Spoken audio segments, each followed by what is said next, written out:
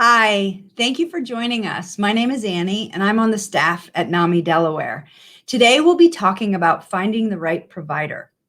Before we begin, I want to tell you a little bit about NAMI, Delaware. And first, I should probably tell you what NAMI stands for. NAMI stands for National Alliance on Mental Illness, and it is a national organization. It's the largest grassroots mental health organization in the country. There's a NAMI in every state. So if you're tuning in from Delaware, NAMI Delaware is your state agency. But outside of the state of Delaware, you can find your state agency by going to NAMI.org. Now, NAMI Delaware does a lot of things. We work to support, educate, advocate. We have a housing program. We have lots of things to offer throughout the state at no cost to participants. So we have programs, support groups, events, awareness, trainings, and as I said, we do have housing, safe and affordable housing for individuals who live with serious and persistent mental illness. The best way to learn more about what we offer is to visit our website, which is namidelaware.org. We also have some events coming up. Tomorrow night, we'll have Sharing Hope community conversations, and that's at 6:30. We do require that you register, but it's a free event. You can learn about that on our website. And we also have support groups. Next Monday is a family support group, and next Thursday is a peer support group. And again, we do ask for you to register online. So we have an events calendar that you can visit, which is part of our website that can show you all the things we have, and it will direct you right to the registration links. Before we invite our guests in, I just want to remind you that you're not alone. That's the mantra of NAMI. You are not alone. And the conversation we're having today, it might generate strong feelings and it might feel like they came out of nowhere. So we want to make sure that you feel supported. Along the bottom of the screen, you'll see the crisis text line, which is a national text line, 741-741. It's available 24 hours a day, 7 days a week. It will connect you to a person who will help. You can also connect here in Delaware to the Delaware Hope Line. You can do that by phone, and you can also text. The Delaware Hope Line is operated by peers in Delaware who can help you find the right support. And lastly, there is helpisherede.com, which provides you information and resources to a variety of state agencies and organizations, including the bridge clinics that are located throughout the state. And we may mention those today, and I wanted to make sure you knew how to find them. All right, so now I'd like to welcome our guests, Dr. Megan Walls and Krista Harris. Hi. Hello. Thanks for being here. Would you like to introduce yourselves? Sure. Thanks for having us, and thanks, NAMI, for having us. You guys always do such a great job, I think, of making sure we're getting the information out that people actually want to hear about and not just random webinars. As Annie said, I'm Dr. Megan Walls. I am a pediatric psychologist with Nemours, and my role is really to practice in our primary care clinics. So sort of that connection between the hospital and our communities. And my main primary care office is at Jessup Street in the city of Wilmington, where I'm sitting right now in one of the physician's offices. And I'm really glad to be here today. Great, thank you. Okay, how about Krista? Awesome. Hi, my name is Krista Harris. I am a mental health therapist licensed in the state of Delaware. I am currently working in private practice. I am the founder and the creator of the Black Brown Delaware Therapist Directory, which we'll be getting into later on.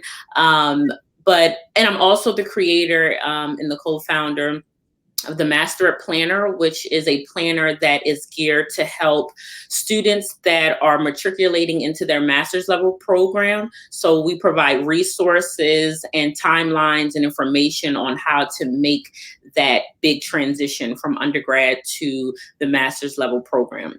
If you can tell by the things that I'm interested in, I'm definitely interested in connecting and providing resources and accessibility and providing a community. So those are my main goals and what I like to focus on. And on top of all of that, I am also a mom of a 2-year-old, almost 2-year-old. And so I'm really, really busy. I guess so. And I've seen pictures of your 2-year-old and he is adorable. Thank and Dr. you. Megan Walls, you're a mom too. Yes, I have school age kids. So mine are 6 and 9. So we are navigating the weird pandemic world of virtual and hybrid, and then virtual and hybrid and all kinds of stuff. So Oh my gosh. Yeah. And I'm a mom too, but both my boys are up and grown. So no pictures of them, but this is fun. So I'm really glad we're all here together. So I think we should really address the kind of the elephant in the room, which is COVID, right? And the impact it's had. We're coming in on a year of COVID being part of our lives. And obviously it's taken a major toll on everyone's collective mental health. And if we've looked at any data, we've seen that there's a significant rise in people's symptoms when it comes to depression and anxiety. There are multiple studies that are showing that, and I'm sure more is going to come along the way. So Krista, let's start with you. Do you see your work differently now than you did before? Well, I don't know if I see it quite so differently. I will say the themes have changed and shifted. I'll say that. But how I approach the situations, I think, are still the same. So, I mean, again, like you said about the research, we know with research that anxiety and depression, PTSD, and other mental health disorders have increased over time. I know with like anxiety, especially, it has tripled, they said, in adults or what have you in the United States. So the themes that I'm mostly seeing with my clients and my new clients that are coming in are quite common. So it's more so focused on balancing. And so that's balancing being a parent, the teacher, the janitor, the cook, you name it. And so that's a big issue that I'm having to deal with my parents. I'm also seeing themes of more so quote unquote, which is like an actual quote, that not feeling the same, not feeling like yourself, just because I have clients that, are up and on the go, and now they're more so staying still in the home and doing a lot of things within the home. And more so, I think because so many people were busy and doing things and had routines and whatnot, they didn't have to kind of sit with themselves. So being in the house and being steady, a lot of thoughts are going on that they more so never really realized beforehand.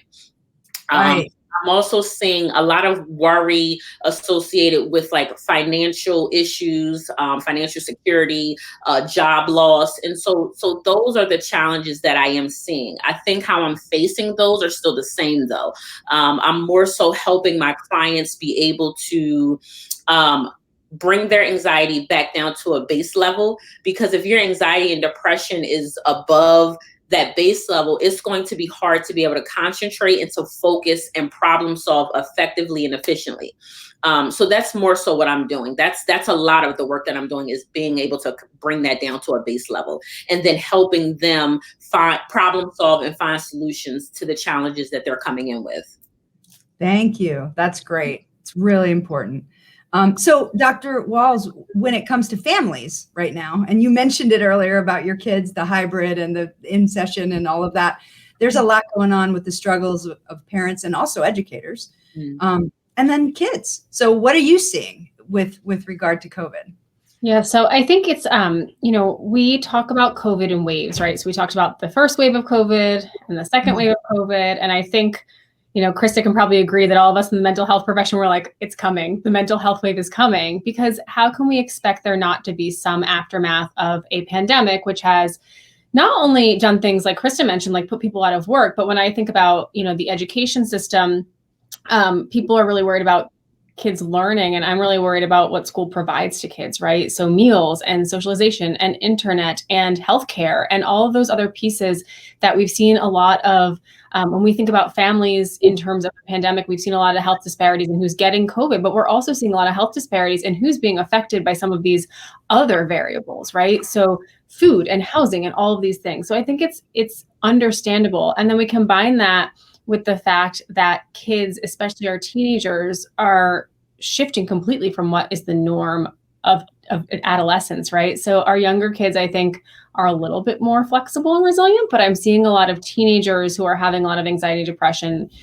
Teenage years are when we're supposed to practice being an adult. They're supposed to be independent, out in the world, in school, in sports. And so I think that it's important that we sort of think about how that's affecting kids. And when we think about what are we seeing, I'm seeing a lot of teenagers who are now sort of in that level of, I've been home for a year.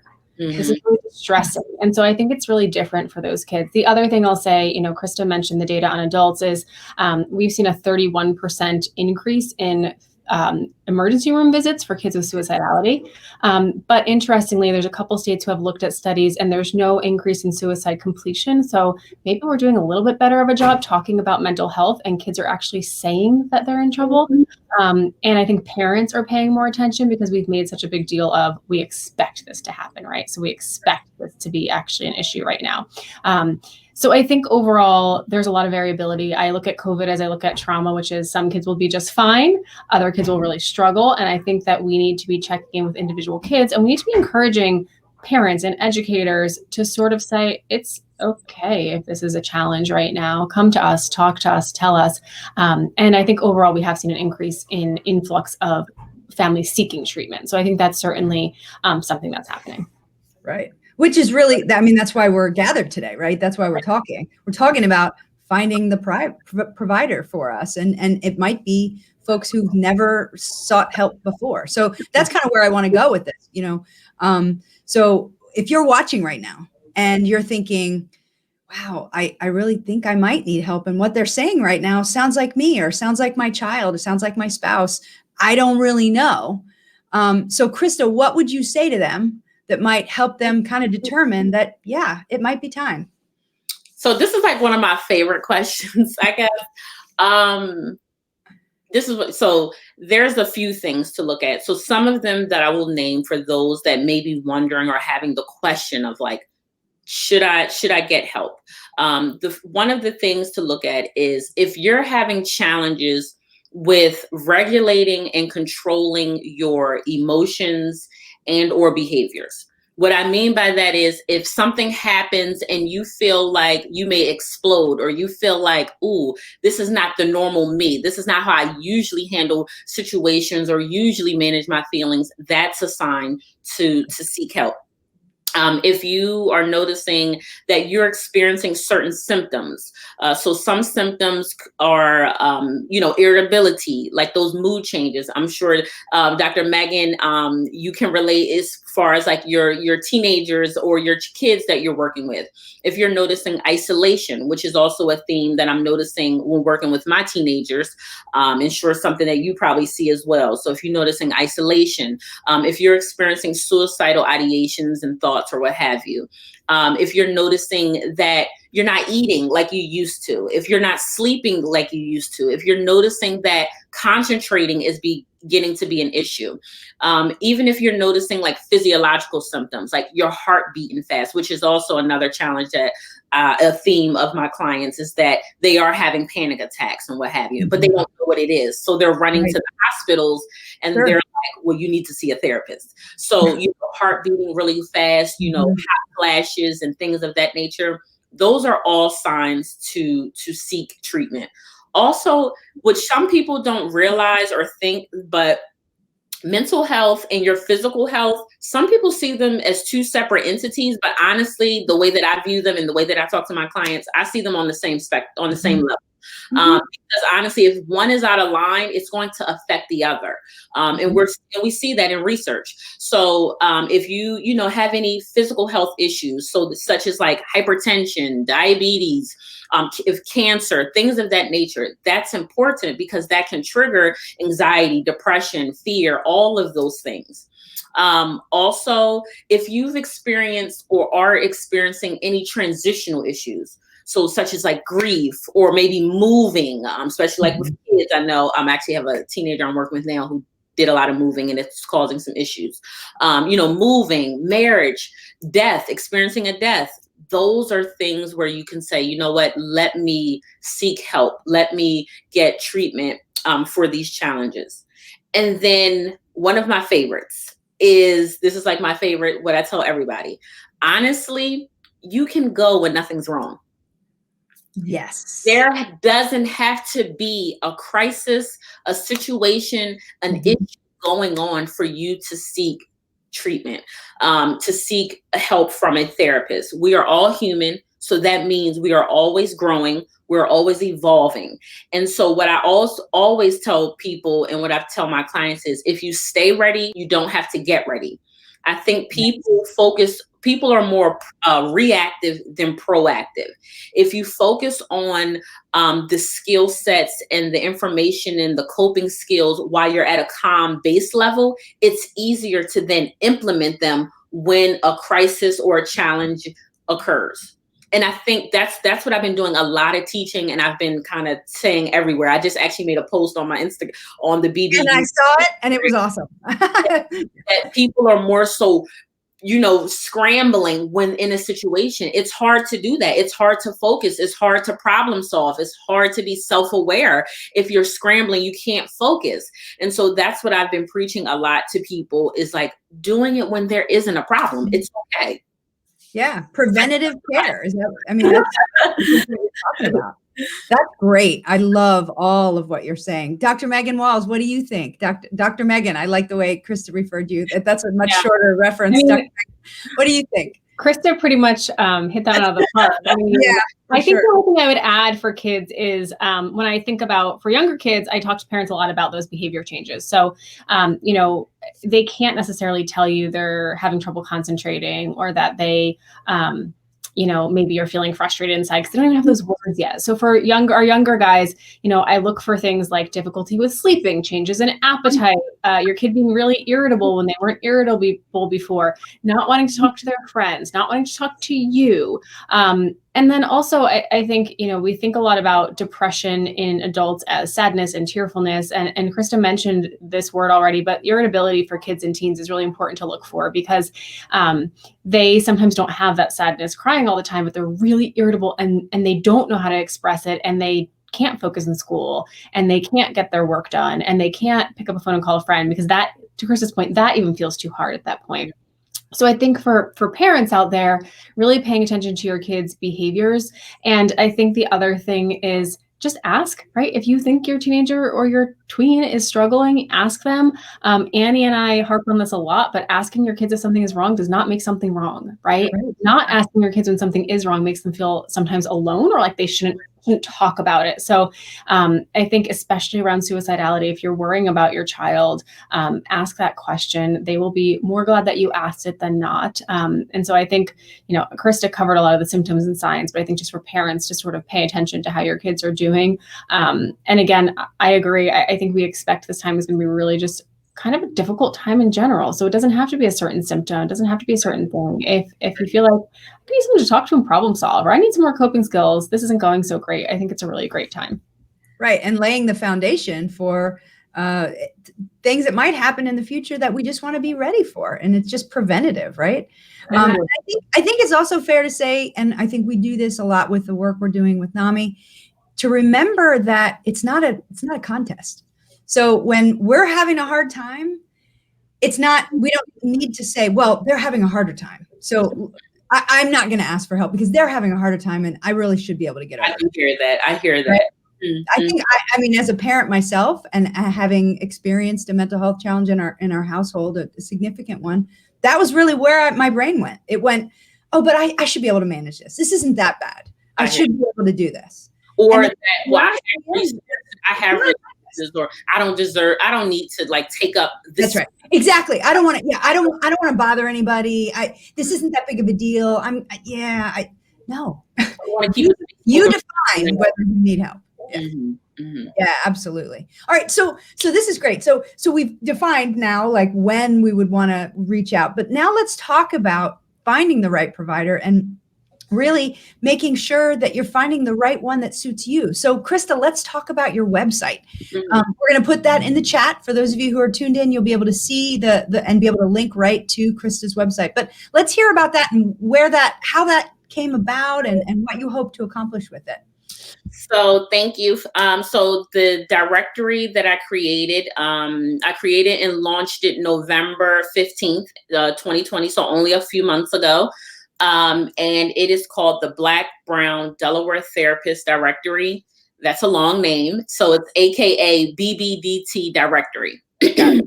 So The reason I had the idea about a year and a half ago to create this platform, just because I noticed that people were Black and brown people were becoming more interested of receiving mental health services.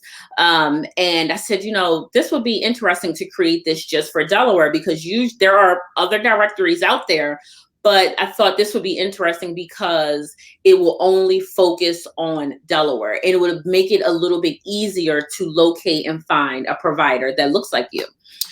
So with the events that transpired last year, so COVID, the racial inequalities, the protests, the deaths and killings, the deaths and the killings or what have you from police officers to the Black and brown, members in the community, the question was being asked, where do I find a therapist?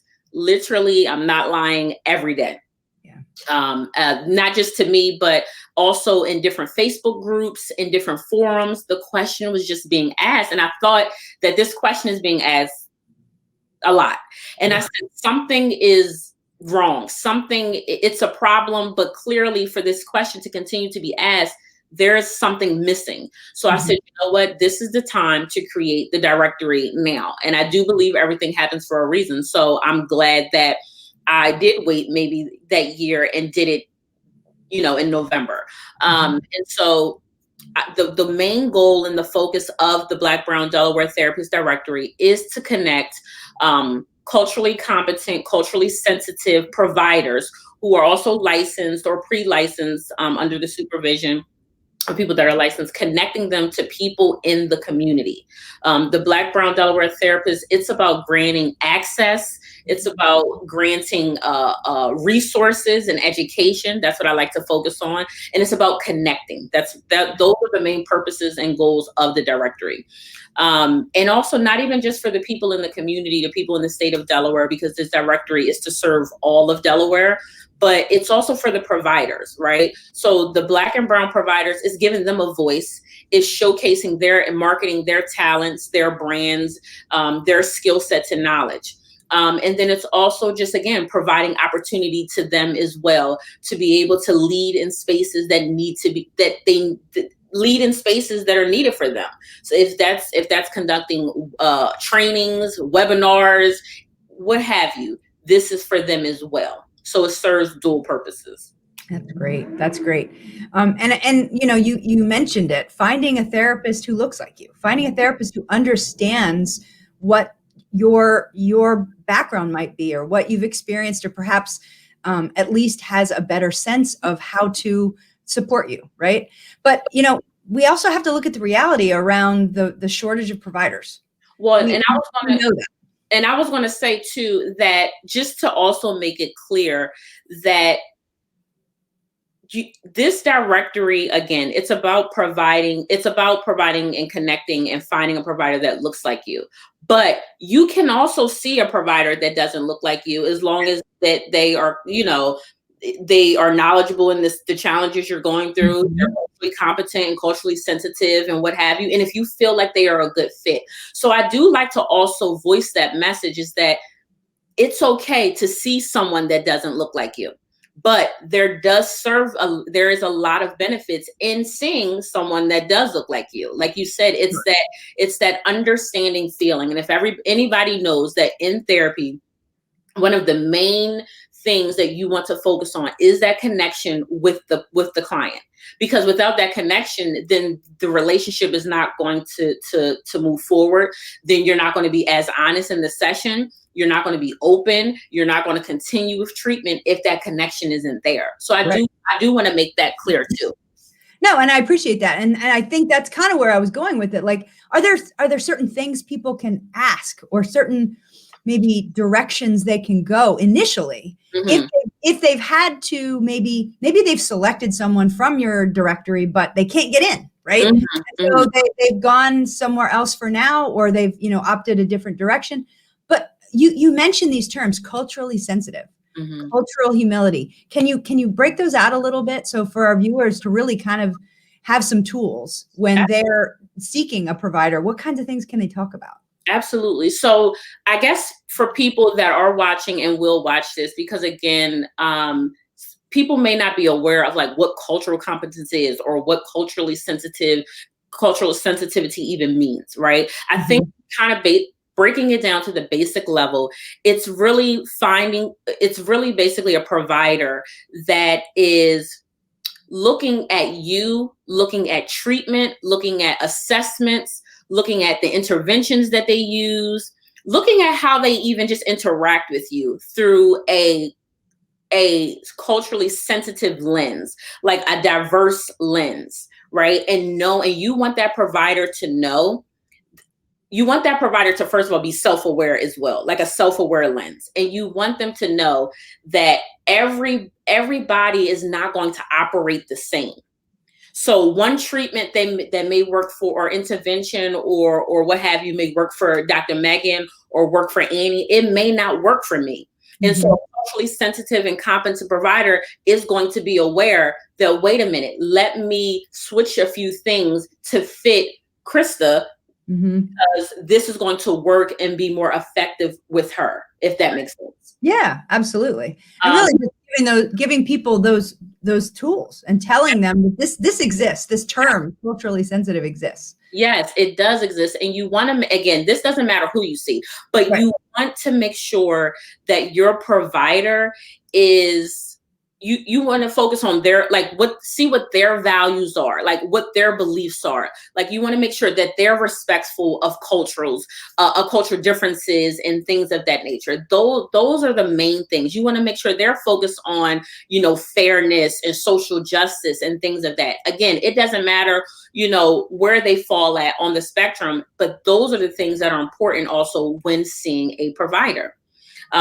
You did ask me about questions that you can ask. And again, this can be for anybody, but you do, because I always tell potential clients or anybody, that you can ask your provider questions, whether that's in the doctor's office, the dentist's office, whether that's at the, wherever in the therapist's office. Ask them questions. I think a lot of people feel that there's this like hierarchy level. And that's also another thing to watch for, but like a hierarchy level, and feel like you can't ask questions or you don't feel comfortable. So I always tell my people, yes, ask me questions, because I don't want you walking out of the room or leaving the computer being confused or not knowing what's going on with treatment. So that's the big thing. So you can ask them, hey, have you ever worked with, the Black and Brown community, or had Black and Brown clients, or who, what have you? You can ask them, do you have experience, or have you worked with people that has, this challenge, whatever issue that you're going through? Right. And I think also providers, and I'm going to say this, that I think with the events that has happened last year, we see it everywhere, that Black and Brown pictures are being posted everywhere. I think they're being, statements are being said from different organizations and different, big companies and whatnot. And same thing with providers, that they say that they are culturally competent and culturally sensitive, because it is kind of like a buzzword, I have to say. It's okay to say, well, how are you culturally competent? Yeah. What are you doing? What are you doing to make sure that you are, living up to that word? What's behind that word? What are you doing as far as being sensitive, and what can you do to make me feel comfortable and to make me feel like I'm being understood and heard in session? That's great. Yeah, absolutely. Those are a few things. Yeah, thank you. Annie, can I just add? So Sure. I will say that I am a white woman working in a mostly Black community at Jessup Street. And I think I am learning every day. And sometimes I think you also, I am not perfect. I make mistakes. I also really care about my community here. I've been here a long time. I've been here 10 years.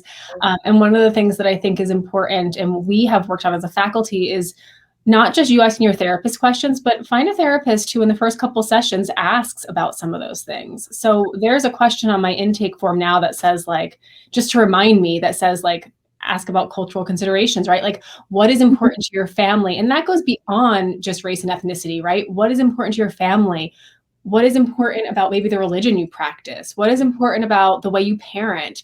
And I have found that people love that question, because I'm not asking them, like, a hard question about all this other stuff, but instead it's like, just tell me about you. And so I think that's something that took me years to realize that was a question I needed to ask people to really understand that. So, I think also, if you're not being asked the right questions in those first few sessions, and no one's asking you about any of how being Black impacts you or how your religion impacts you, like if they're not asking those questions in the first few sessions, that might be sort of also a cue to say, like, I'm not sure you're considering that in your conceptualization of my case, which is that, right? Like how Krista was saying, like, we want to look at the whole picture. We want to look at people not just as a person with depression, right, but as the actual whole person. And so I think that's something that admittedly took me a while to learn to ask that question. And again, like, I think there are still ways we can learn to kind of like understand other people's culture. But if no one's asking you, they might not be thinking about it either.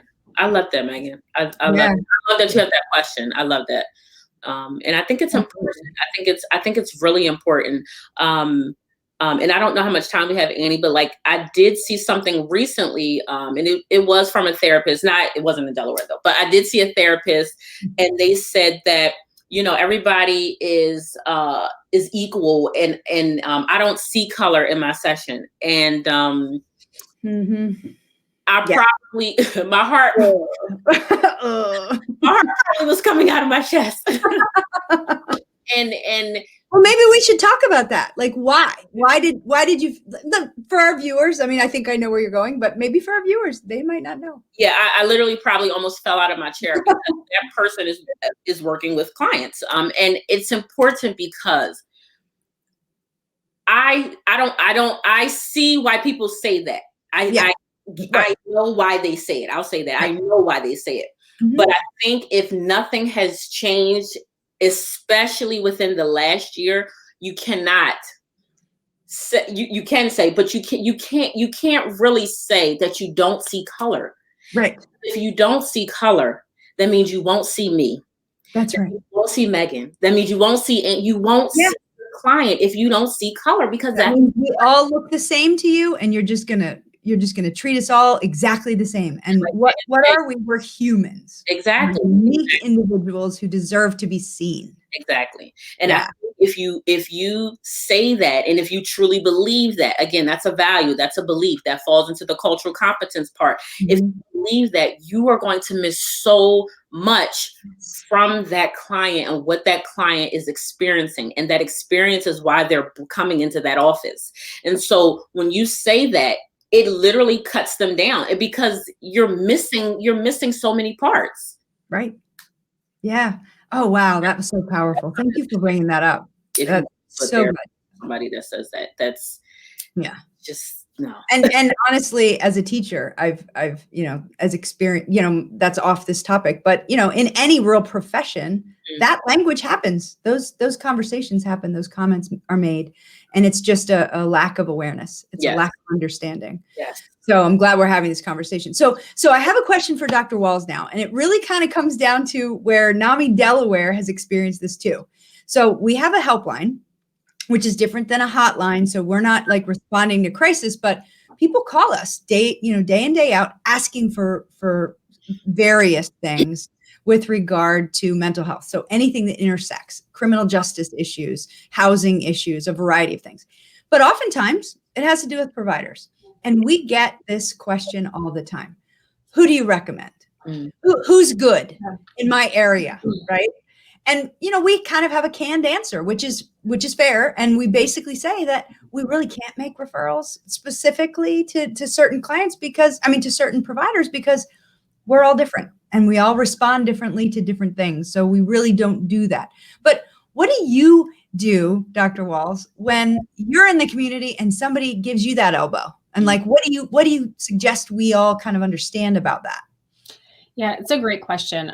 First of all, I like hide and cover my eyes now because I don't know where to send people, because as Krista and I can probably both, say, we've seen a lot more people being interested in therapy now. So I think one of the challenges is knowing where to send people that are taking clients, right? That's a big issue.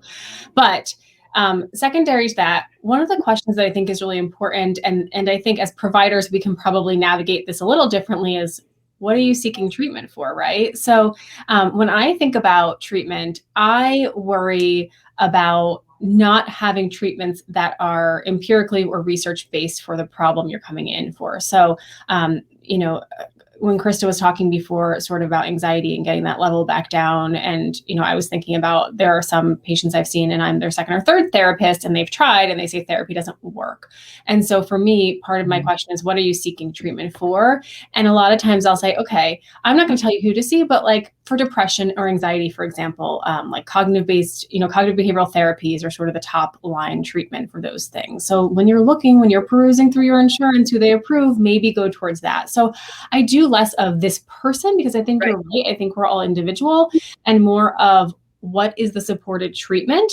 And I will say lately, I think I've been trying to also remind myself that I need to have some of these conversations that Chris is talking about, which is that, you know, if you're looking for a culturally competent therapist, or if you're looking for someone who you think is going to understand you, let's help you figure out how to get there.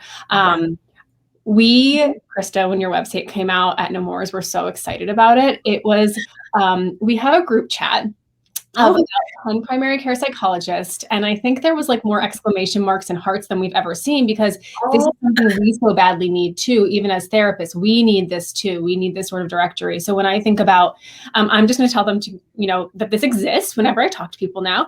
But I mean that truly, like we were really excited about it, because I think we feel a lot of times like we don't know exactly which providers exist at which organizations, right? And this really helps us figure that out a little bit. So we might love one organization and your website says, oh, there's 3 providers who are Black or who are Hispanic or whomever at that location. And then our families might say, awesome, now, you know, it's not only this place. And I sent Wes our sort of community provider list, but it's not only a provider on that list, but it's also someone who might look like me, understand me. So I think those are all considerations that we take in. So I don't, you know, I'm with you. I often don't say go to this one person, you know, but I try to think about, what are you looking for? Can I help you at least get in the right direction of what you're looking for? Because as providers, I think we probably have a little bit more landscape than just blankly who your insurance will cover. But I think understanding what that person wants, what do you want to get from therapy, and what kind of therapist you want to see, and maybe I can help send you in that direction. Everybody is different. I say this to parents all the time too. And you know, I think it's really important that we remember that there are different treatments for different disorders, and that even though mental health sometimes feels like wishy-washy to people, that people like Krista and I train so that we can actually treat certain things, and that there are actually treatments that are really, really effective. And I'll often also say to people, you know, if you're going to your therapist and you love them, but nothing's changing, it's okay if we look somewhere else. Like that's kind of an okay thing to do. Right. And that's kind of where I'm going with this question too, is, and I appreciate everything you just said. And I'm brainstorming right now, and Wesley, I'm sure he and I will talk about this. I think we need to make a list. I think we need to make a list that we can provide callers of things to think about what you just said. So we're going to scroll back this video and we're going to write the things you both just said, and make a list and make sure that we're asking those things of our callers who call the helpline. And that those of you who are watching this video can make that list too, and make sure that you're thinking about those things.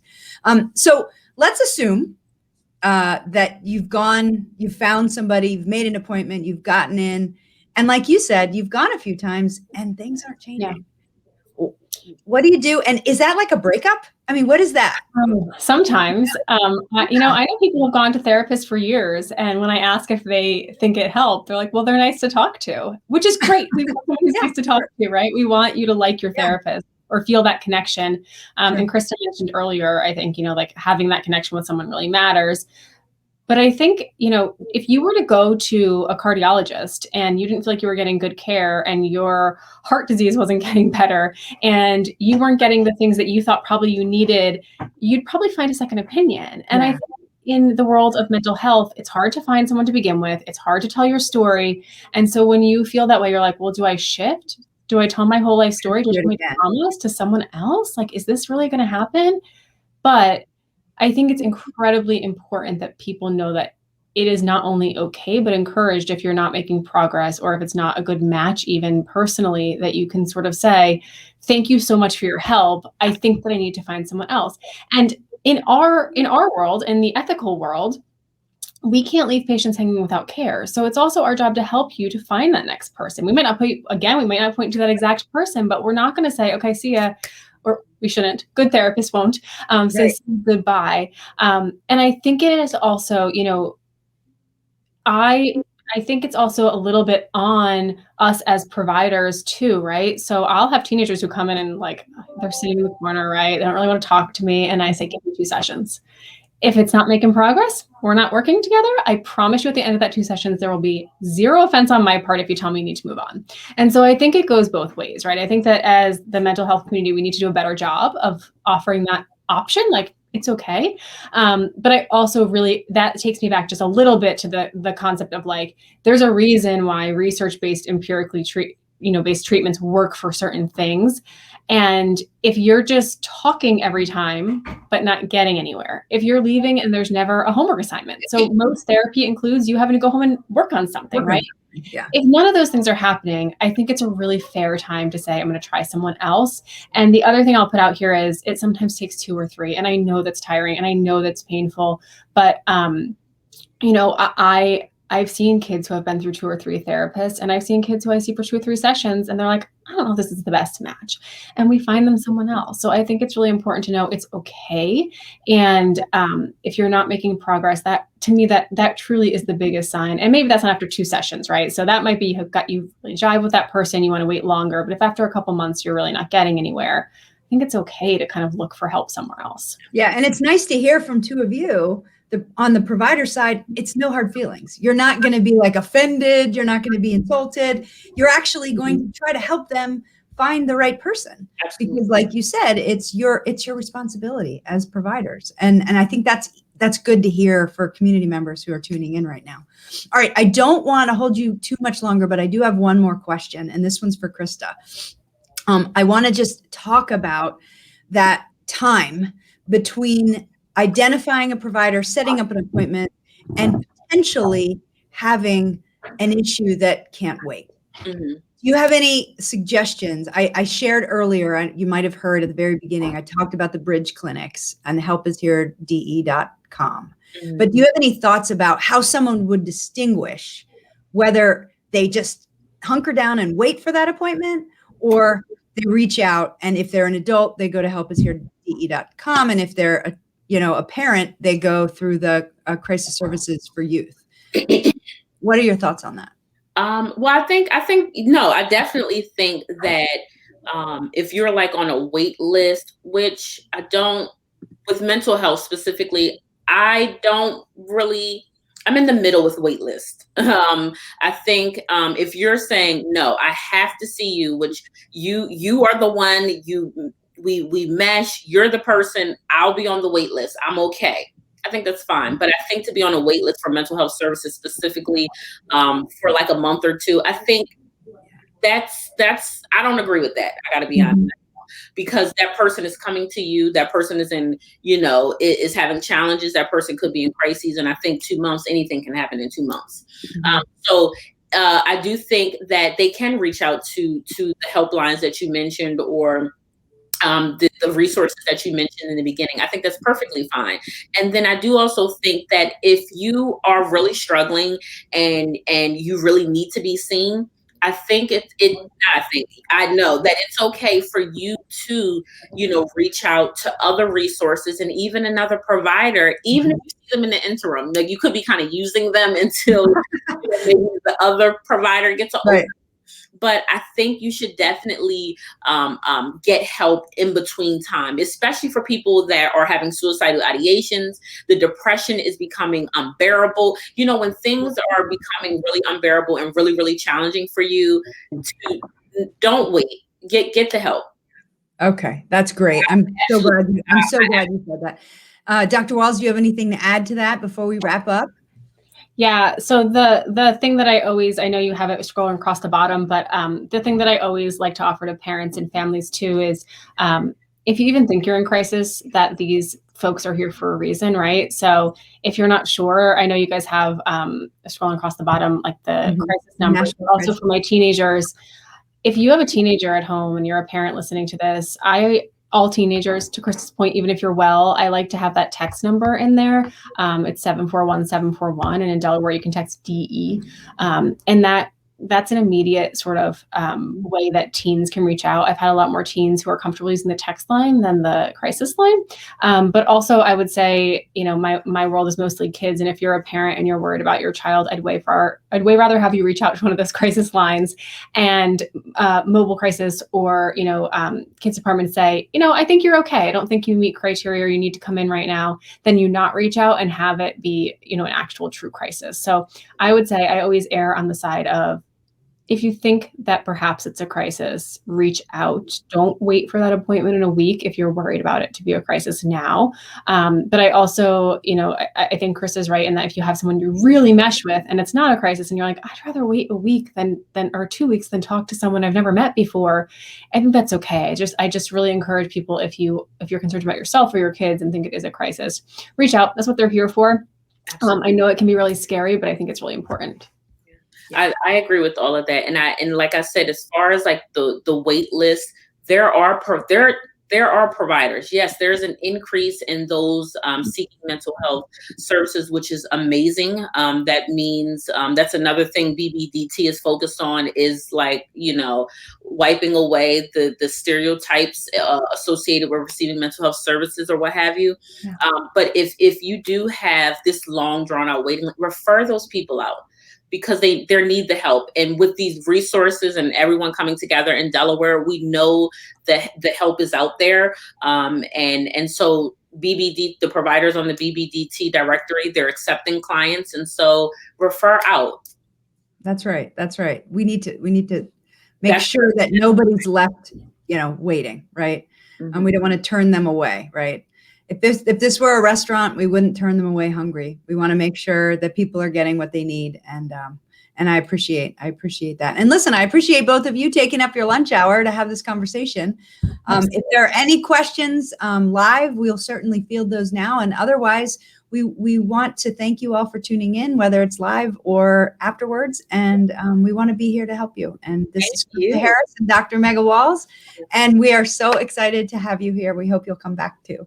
Megan, thank you for putting this in the group chat. Okay, listen, to be fair, it was someone else who texted it to begin with. I just the little love button, but there was a bunch of us and we're very excited. Okay. Thank you for the heart. Well, I feel like this is a conversation we need to have again. This was really fun and really important too. Yeah, I agree. We'll loop back soon. All right. Yes. Thank you to you both. Thank you. Bye.